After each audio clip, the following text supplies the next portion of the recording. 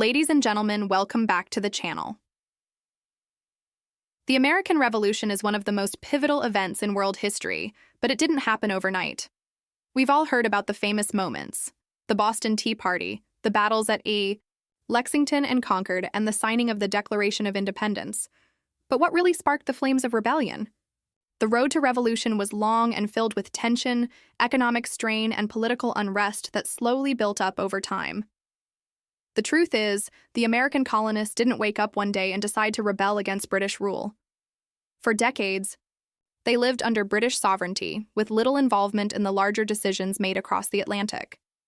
But as Britain fought wars in Europe, particularly the 7 Years' War, 1756-1763, they racked up massive debts. To recover from the financial strain of the war, the British government turned to the colonies for revenue. These financial burdens created an atmosphere of growing frustration in the colonies, which would eventually lead to the push for independence. The first major flashpoint came in 1765 with the Stamp Act. This was the British government's attempt to raise funds by taxing all paper goods in the colonies: newspapers, legal documents, even playing cards. The colonists were furious, not only because of the tax itself, but because they had no representation in Parliament. This ignited cries of "no taxation without representation." The Stamp Act was quickly repealed, but it set the stage for more confrontations. The next series of events pushed tensions even further.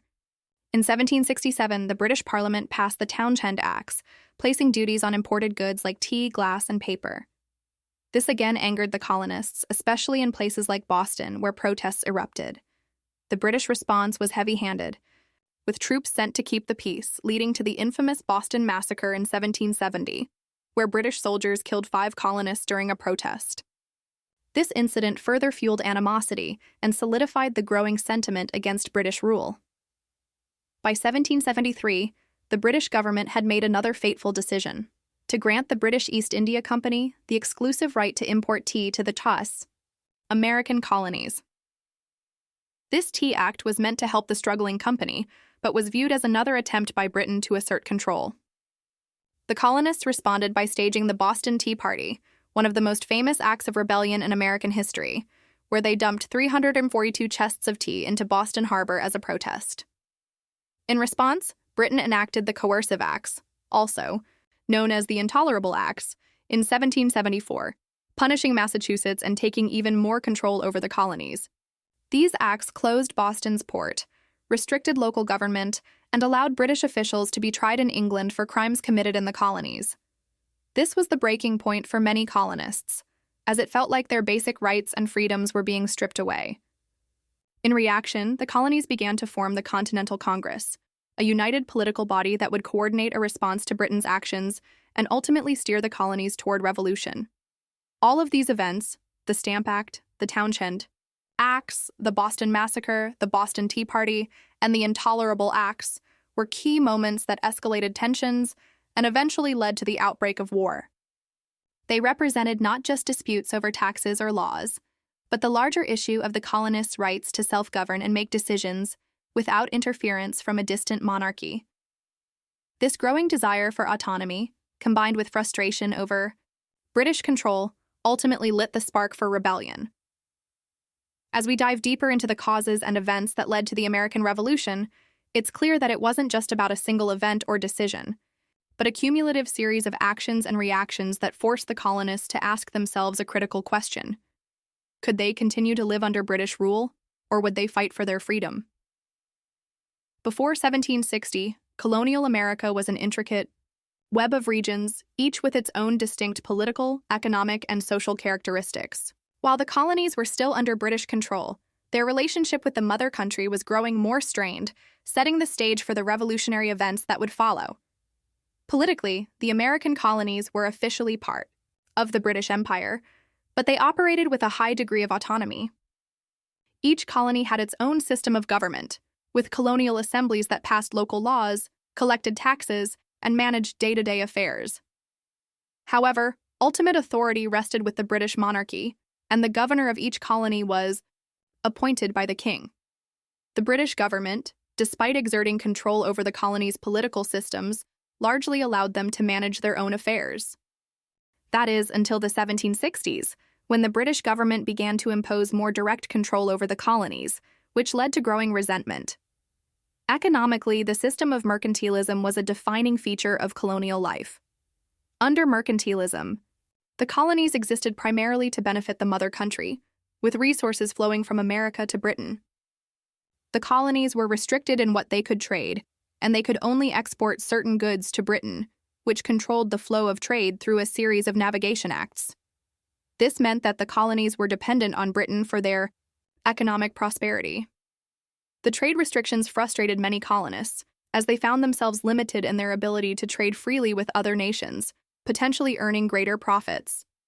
Moreover, the British government levied taxes on imported goods and imposed tariffs on certain items to generate revenue. The Sugar Act, 1764, and the Stamp Act, 1765, are prime examples of these growing economic burdens, and they were seen as a direct threat to the economic freedoms the colonists had enjoyed up until that point. Socially, the mid-1700s saw the rise of a distinct American identity. While many colonists still identified as British subjects, especially in the early part of the century, a growing number began to see themselves as separate from Britain. The colonies were a melting pot of people from various backgrounds, including English settlers, Scots, Irish, Dutch, German immigrants, and African slaves. Over time, the diverse nature of colonial society, combined with experiences of self-governance and economic independence, helped shape a sense of American exceptionalism. While loyalty to Britain still ran deep, the colonists were increasingly developing their own cultural and social identity, which would later play a critical role in the Revolution. As for the economic roles of the 13 colonies, each region had its own distinct resources and trade practices. The New England colonies, including Massachusetts, Rhode Island, and Connecticut, were largely focused on shipbuilding, fishing, and trade. These colonies had rocky soil and harsh winters, making large-scale agriculture difficult, so they turned to industries like lumber and manufacturing. The middle colonies, New York, Pennsylvania, and New Jersey, were the breadbasket of colonial America, producing large quantities of grain and livestock. These colonies were also more diverse, with large urban centers and a thriving middle class involved in commerce and trade. The southern colonies, including Virginia, the Carolinas, and Georgia, were centered around agriculture, particularly the cultivation of tobacco, rice, and indigo, which were grown on large plantations using enslaved labor. These southern colonies were highly dependent on agriculture and the transatlantic slave trade, making them more tied to British economic interests than the more independent New England and middle colonies. A quick map animation illustrating the 13 colonies and their economic roles would highlight these distinctions. You could see the northern colonies marked for shipbuilding and trade, the middle colonies as the grain-producing region, and the southern colonies as the agricultural heart of colonial America. This economic division would play a crucial role in the events leading up to the Revolution, as different regions experienced the British-imposed taxes and trade restrictions in distinct ways. By 1760, while many colonists still held loyalty to Britain, the stage was set for growing dissatisfaction. Economic pressures, political shifts, and a developing American identity were slowly but surely pushing the colonies toward a breaking point. The American Revolution, while still years away, was already starting to take shape in the hearts and minds of many colonists. The French and Indian War, 1754-1763, known in Europe as part of the larger 7 Years' War, was a turning point in the relationship between Britain and its American colonies. Though the colonies had supported the British war effort, often with local militias and resources, the aftermath of the conflict planted the seeds of deep resentment and growing tension that would ultimately lead to revolution. At its core, the war was a struggle between Britain and France for control of North America, particularly the rich fur trade and strategic territory west of the Appalachian Mountains. British and colonial troops fought alongside each other against French forces and their Native American allies. While the British emerged victorious, gaining vast territories including Canada and lands east of the Mississippi River, the cost of that victory came with a hefty price tag. Britain had accumulated a massive war debt, one that the Crown believed the colonies should help repay, since they had benefited from the war's outcome. This belief led to a dramatic shift in British policy. For the first time, the British government began imposing new taxes and regulations on the colonies in an effort to raise revenue. The colonists, however, saw things differently. They believed their voluntary contributions to the war had been sufficient, and they expected to be rewarded with greater autonomy and access to newly acquired lands. Instead, they were met with the Proclamation of 1763, a royal decree that forbade colonists from settling west of the Appalachian Mountains. The Crown's goal was to prevent further conflict with Native American tribes, but to many colonists, especially land speculators and settlers hungry for new opportunities, this felt like a betrayal. The proclamation line became a major source of frustration. Colonists who had fought in the war, believing they'd earned the right to expand, were now told they couldn't. Wealthy landowners who had invested in Western territories saw their plans frozen. This, combined with Britain's growing effort to tax and control the colonies from afar, ignited a sense of injustice and planted the early seeds of colonial defiance. At the same time, the British began stationing troops in the colonies, not to protect from foreign threats, but to enforce laws and maintain order. This felt more like occupation than protection, and many colonists started to see the British military presence as a form of intimidation. Political cartoons from the era reflect these tensions. Images showed colonists burdened by taxes, being shackled by British policy, or depicted the proclamation line as a wall preventing liberty. Visuals of the war itself, soldiers in battle, forts under siege, served as a grim reminder of the sacrifices made by colonists, which now seemed ignored or dismissed by the Crown.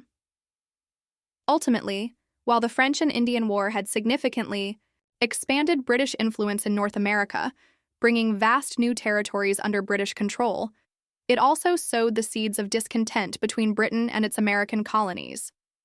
The war had, for a time, fostered a sense of unity among the colonies as they fought alongside British forces against a common enemy. Colonists had seen themselves as loyal subjects contributing to the defense and success of the empire. However, the aftermath of the war told a different story. The immense cost of the conflict left Britain deep in debt, and Parliament soon looked to the colonies as a source of revenue. Measures like the Sugar Act, Stamp Act, and Townshend Acts were introduced not only to raise funds, but also to assert tighter control over colonial trade and governance. These policies, imposed without colonial representation in Parliament, sparked growing resentment and a sense of betrayal. Colonists began to question their role within the empire and the legitimacy of British authority over their local affairs. At the same time, the war had opened up vast new Western lands, but rather than granting access to these territories, Britain issued the Proclamation of 1763, restricting colonial expansion beyond the Appalachian Mountains. Many settlers, especially those who had fought in the war, viewed this as a denial of their rightful claims and sacrifices. The post-war years became a period of ideological transformation. What had started as dissatisfaction with specific policies evolved into a broader critique of British rule. Enlightenment ideas about liberty, rights, and self-governance began to take deeper root, especially as colonial leaders and pamphleteers articulated a vision of freedom that clashed with imperial control.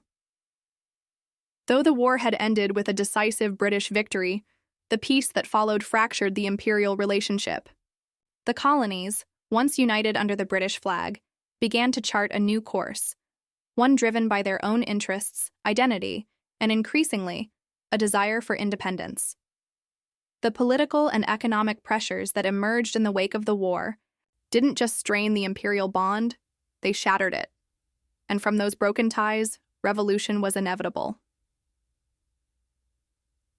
By the mid-1760s, tension between the American colonies and the British government had reached a boiling point, and one of the key catalysts was taxation. In 1765, the British Parliament passed the Stamp Act, which required colonists to purchase special stamped paper for nearly every type of printed material: newspapers, legal documents, licenses, even playing cards. It was the first direct tax imposed on the colonists by the British government, and it struck a nerve. For many colonists, the issue wasn't just the money, it was the principle. The phrase, "no taxation without representation," became the battle cry of the colonists. They argued that they had no elected representatives in the British Parliament, and therefore it was unjust for them to be taxed by a government in which they had no voice. To the British, this was simply a fair way to help pay off war debts and cover the cost of stationing troops in the colonies. But to Americans, it felt like an overreach, an infringement on their rights as English subjects. Outrage spread quickly. Patrick Henry, a fiery orator from Virginia, gave a passionate speech in the House of Burgesses declaring, "If this be treason, make the most of it." In Massachusetts, Samuel Adams emerged as a leading voice of resistance, helping to organize protests and petitions. One of the most influential resistance groups to form during this period was the Sons of Liberty, a secret society made up of merchants, artisans, and laborers who opposed British authority. They organized boycotts of British goods, intimidated tax collectors, and staged public demonstrations, sometimes even resorting to violent tactics, such as tarring and feathering. Though the Stamp Act was eventually repealed in 1766 due to massive colonial opposition and economic pressure from British merchants, it didn't end the controversy. Instead, Parliament passed the Declaratory Act, asserting its authority to legislate for the colonies in all cases whatsoever. Then came the Townshend Acts in 1767, which placed duties on imports like glass, paper, paint, and tea. Once again, protests erupted across the colonies. One of the most infamous responses to British taxation came with the Tea Act of 1773. While it actually lowered the price of tea, it gave the British East India Company a monopoly on sales in the colonies. Another example, in the eyes of many colonists, of economic manipulation and exploitation. This act led directly to the Boston Tea Party, where members of the Sons of Liberty, disguised as Mohawk Indians, boarded ships and dumped an entire shipment of tea into Boston Harbor in protest. Visuals from this era tell the story vividly. Copies of the actual Stamp Act with angry colonial graffiti scrawled across them, engravings of mob scenes outside tax collectors' homes, and dramatic illustrations of the Boston Tea Party, with crates of tea splashing into the harbor under the moonlight. Political cartoons and propaganda circulated widely, stoking the flames of rebellion and uniting colonists in their shared sense of injustice. By the late 1760s and early 1770s, the phrase "no taxation without representation" had become far more than a catchy slogan. It was the foundation of a growing revolutionary mindset. At first, colonists had resisted British taxation on practical grounds, arguing that Parliament had no right to impose taxes on them without their consent, especially when they had no elected representatives in London.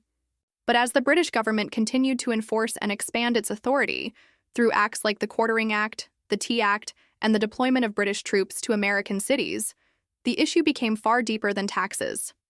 The colonists began to see British policies as part of a broader pattern of control and exploitation. They questioned not only specific laws, but the entire structure of imperial governance. Pamphlets like John Dickinson's Letters from a Farmer in Pennsylvania and speeches by figures such as Patrick Henry and Samuel Adams began to articulate a new vision of colonial rights, one rooted in natural law, personal liberty, and self-governance. These ideas gained momentum in town meetings, newspapers, and colonial assemblies, where Americans debated their rights and responsibilities not just as British subjects, but as free people. Events like the Boston Massacre in 1770 and the Boston Tea Party in 1773 further escalated tensions. What had started as organized resistance to unjust taxation transformed into a defiant stand against imperial domination. British responses, such as the coercive acts, called the intolerable acts by the colonists, only deepened the divide, convincing many that reconciliation was no longer possible. By the early 1770s, resistance was no longer just about repealing taxes. It was about redefining power. The colonies were beginning to see themselves not as disgruntled subjects of the crown, but as a people with the right to govern themselves. Independence was no longer a fringe idea. It was rapidly becoming a movement. The revolutionary spirit, once a flicker, had become a flame, and soon that flame would ignite into war. On a cold night in March 1770, the already tense streets of Boston became the stage for a violent confrontation that would further inflame colonial outrage and move America one step closer to revolution. A group of British soldiers stationed in Boston to enforce increasingly unpopular laws clashed with a crowd of angry colonists outside the custom house. The colonists, many of them laborers and apprentices, hurled snowballs, rocks, and insults at the troops. In the chaos, shots rang out. When the smoke cleared, 5 colonists lay dead, including a man named Crispus Attucks, who is often remembered as the first martyr of the American Revolution. This tragic event became known as the Boston Massacre, and though only 5 people were killed, it had an outsized impact on colonial consciousness. The word massacre itself was deliberately chosen to provoke outrage. Patriots quickly seized on the incident as proof of British brutality and tyranny. Paul Revere, a Boston silversmith and political activist, created one of the most famous pieces of propaganda from this era, an engraving that depicted the British soldiers lined up in formation, coldly firing into an unarmed crowd. The image was widely distributed across the colonies, shaping public opinion and stoking the flames of rebellion. While the British soldiers involved were arrested and put on trial, ironically defended by John Adams, who believed in upholding justice, the damage to Britain's reputation in the colonies was already done. The massacre was used by leaders like Samuel Adams to rally anti-British sentiment and unite the colonies in shared anger and fear. Reenactments and historical illustrations vividly bring to life the intensity of that night. British redcoats, standing tense with muskets raised, angry colonists pressing forward in a swirl of shouting and confusion, the sharp crack of gunfire piercing the winter air, and the snow stained with blood. The Boston Massacre wasn't just a street clash, it was a turning point in the colonial consciousness. The chaotic visuals capture the horror, but it's the symbolism of the event that struck the deepest nerve. For many colonists, this was the moment the illusion of protection under British law shattered. Until then, grievances had mostly centered on policies, taxation, trade restrictions, and legal overreach. But when British soldiers fired into a crowd of unarmed civilians, killing 5, the conflict took on a new and terrifying dimension. This wasn't just political disagreement anymore. It was violence. It was bloodshed. The massacre exposed a harsh truth. The Crown was not above using military force to suppress dissent, and the presence of British troops in American cities felt less like protection and more like occupation. The idea that these soldiers were fellow countrymen began to erode. Instead, they were increasingly seen as foreign enforcers of tyranny. Propaganda from figures like Paul Revere helped cement the event's place in colonial memory. His famous engraving, though not entirely accurate, powerfully framed the redcoats as aggressors and the colonists as innocent victims.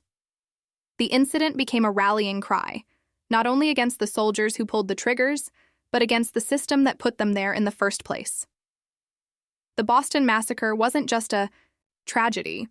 It was a symbol of everything the colonists feared about unchecked British authority. It marked a psychological shift. Trust in peaceful resolution began to fade. The path to revolution, once uncertain, now seemed not only possible but necessary. By 1773, colonial frustration with British interference had reached a breaking point, and the Tea Act became the final spark that ignited one of the most iconic acts of rebellion in American history, the Boston Tea Party.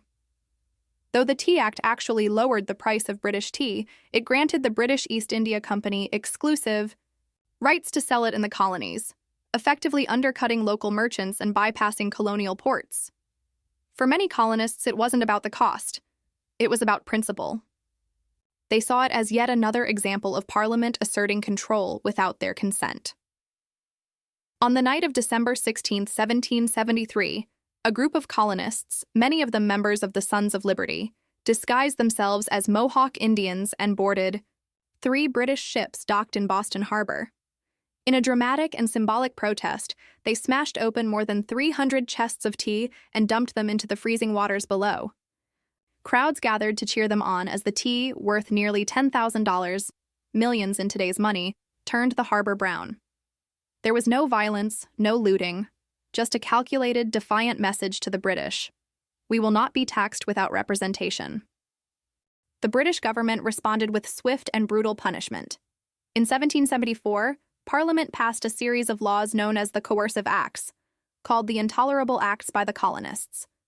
These laws were designed to make an example of Massachusetts and to crush the spirit of rebellion before it spread. The most devastating measure was the closure of Boston Harbor until the tea was paid for, effectively strangling the city's economy. Other acts dissolved the Massachusetts colonial government, placed it under direct royal control, and allowed British officials accused of crimes to be tried in England instead of the colonies. Instead of intimidating the colonists, these heavy-handed laws had the opposite effect. Sympathy for Boston surged across the colonies, and for the first time, many began to see their struggles as part of a larger, shared fight. Colonies that had previously acted independently now started to unite in defiance of British authority. Towns sent food and supplies to help Bostonians survive the blockade.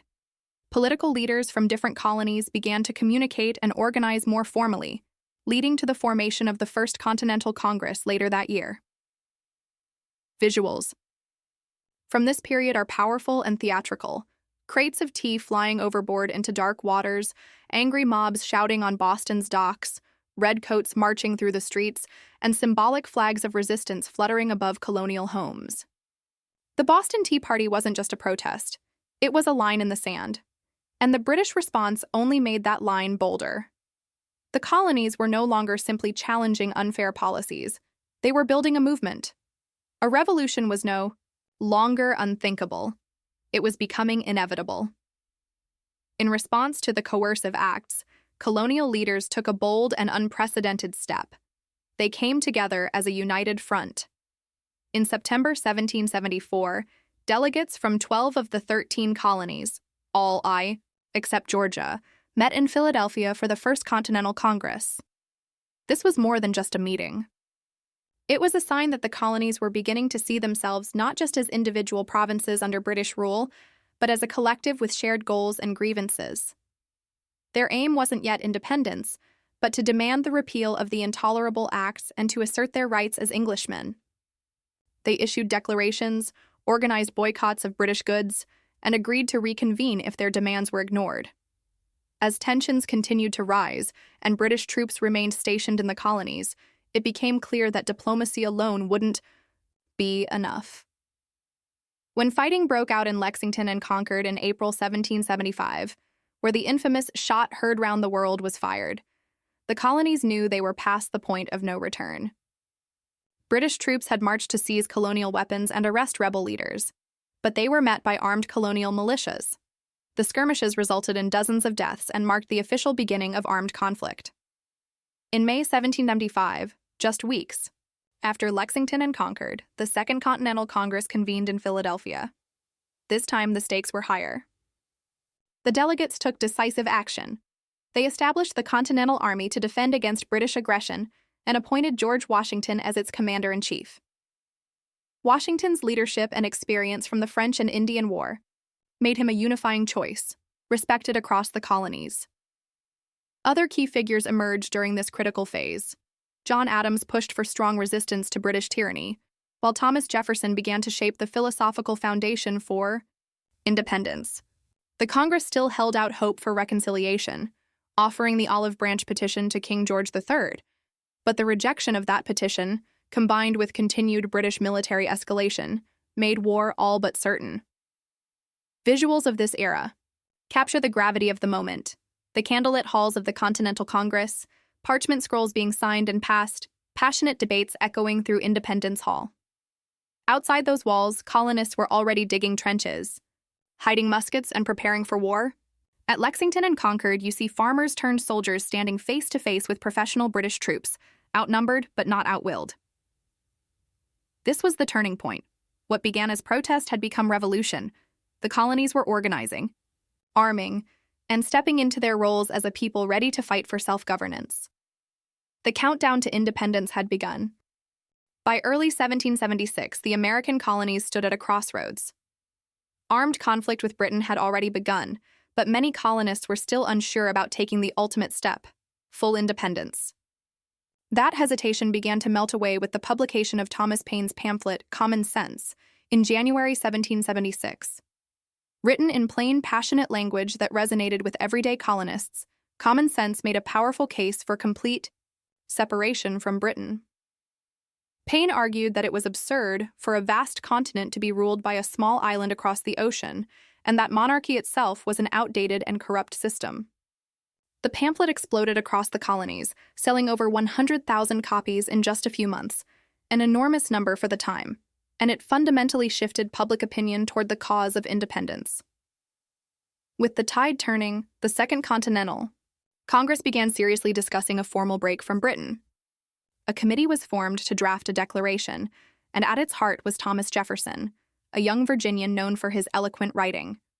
Jefferson poured Enlightenment ideals and revolutionary fervor into the document.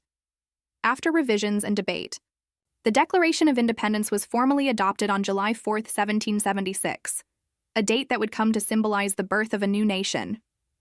The Declaration was more than a list of complaints. It was a bold philosophical statement. Its most famous line, "We hold these truths to be self-evident, that all men are created equal," asserted a radical new vision of government based on the consent of the governed. It accused King George III of tyranny and detailed the many abuses inflicted on the colonies. But it also laid out a universal idea, that people have the right to overthrow a government that no longer protects their rights.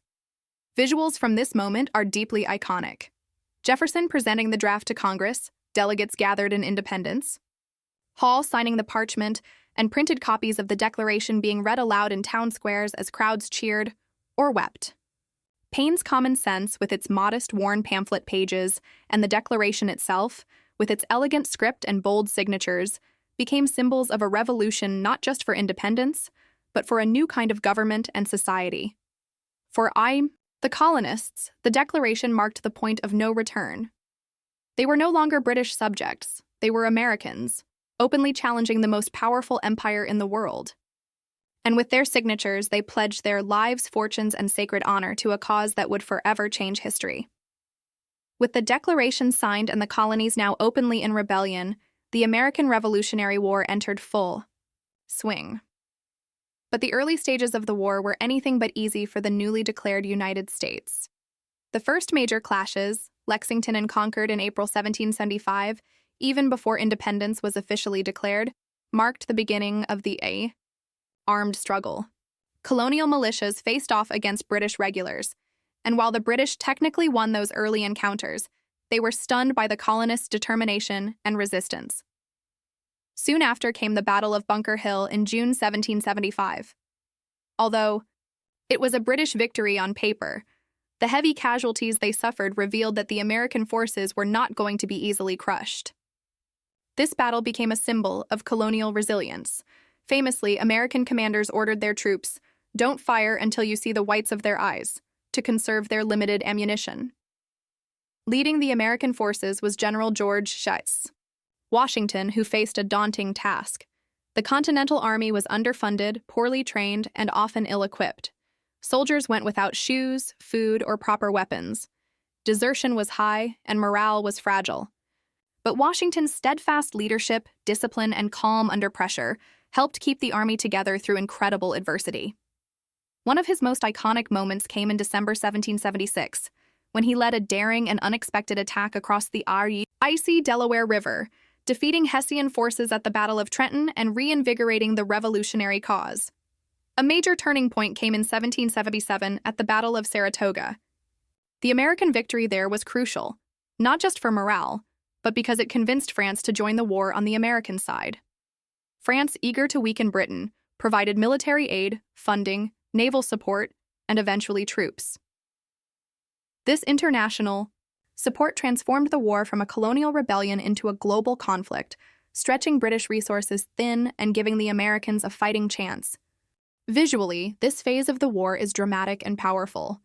Washington crossing the Delaware under cover of night, line formations of redcoats and militiamen facing off in smoky fields, French ships arriving in American ports, and battlefield maps, showing the spread of conflict from New York to the Carolinas. These early years of war were brutal and uncertain, but they showed the world that the American colonies were not only willing to fight, they were capable of winning. The American Revolution didn't just change the fate of the 13 colonies, it fundamentally altered the course of history, both in America and across the globe. By the time the war ended in 1783, with the signing of the Treaty of Paris, the world had witnessed the birth of a new nation that would go on to become a beacon of liberty and democracy. For the first time in modern history, a colonial rebellion had succeeded against the most powerful empire in the world, proving that it was possible to break free from tyranny and build a new kind of government based on the principles of self-determination and equality. The legacy of the Revolution is seen most clearly in the transformation of American identity. The war instilled a sense of unity and purpose among the colonies, turning them from disparate regions into a cohesive nation with shared values. The idea that all men are created equal and have the right to life, liberty, and the pursuit of happiness became central to the American ethos, inspiring generations to come. The Revolution also created a lasting political framework based on the idea of government by consent of the governed, a stark contrast to the monarchies of Europe. Internationally, the American Revolution served as a powerful example for other people seeking freedom from oppressive regimes. Revolutions in France, Haiti, and other parts of the world were inspired by the American model. The notion that people could overthrow despotic rulers and establish democracies based on individual rights and the rule of law resonated globally, and the ripple effects of the American Revolution are still felt in struggles for freedom today. The success of the Revolution ultimately led to the creation of the U.S. Constitution in 1787, which laid the groundwork for the country's governance. The Constitution established a federal system, a system of checks and balances, and most importantly, it protected individual rights through the Bill of Rights. The Founding Fathers, figures like George Washington, James Madison, Benjamin Franklin, and Alexander Hamilton, set up a republic that was unlike anything the world had seen before, with elected representatives making decisions on behalf of the people, rather than a monarch imposing rule by divine right. Visually, the legacy of the Revolution is seen in iconic moments. The signing of the Treaty of Paris in 1783, where American negotiators John Adams, Benjamin Franklin, and John Jay secured American independence. The ink on the Constitution was barely dry before the U.S. began charting its own course, drawing up new ideals of freedom and democracy that would continue to evolve throughout history. George Washington, the first president, setting the standard for future leaders, symbolized the nation's commitment to liberty and governance by the people. Ultimately, the American Revolution was more than just a war for independence. It was the foundation for the modern world. The ideals that emerged from this struggle continue to shape American society and the global political landscape, reminding us that the fight for freedom, justice, and equality is ongoing, and that the Revolution's principles still hold great power. The American Revolution wasn't just a war. It was the culmination of years of rising tensions, unfair taxes, and a growing desire for independence. The Revolution was sparked by many factors, from the brutal realities of British control to the ideological shift towards self-governance and liberty. It marked a turning point in history, not only for the United States, but for the world, showing that a new kind of government, based on freedom and equality, could emerge from the ashes of tyranny. But it also raises an important question. Was the Revolution inevitable, or could it have been avoided? Could the colonies have found a peaceful resolution, or was the path to war unavoidable once the conflict had begun? We'd love to hear your thoughts. Comment below with your opinion. And don't forget to subscribe for more deep dives into history. There's much more to uncover.